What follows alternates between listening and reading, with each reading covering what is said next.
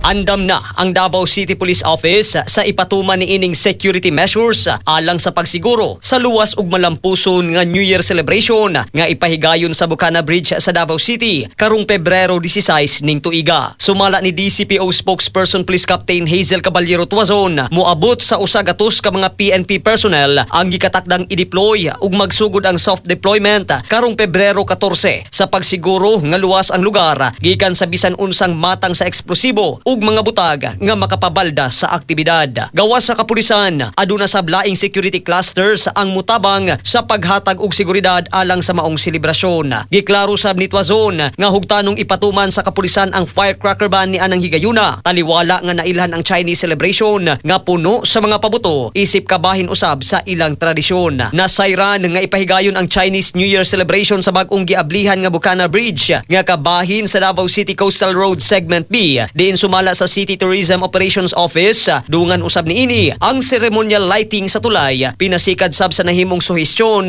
ni Chinese Consul General Zhao Shuzhen. Giaprubahan na sab sa 21st Davao City Council ang temporary road closures nga ipatuman sugod Pebrero 14 hangtod sa mismong adlaw sa selebrasyon. Mga katropa, aron kanunay kitang healthy, mag Xanthone Vitamin C. Alang sa nagkayusang Pilipino para sa Pilipinas, katropang Marvin Ebano, XFM News.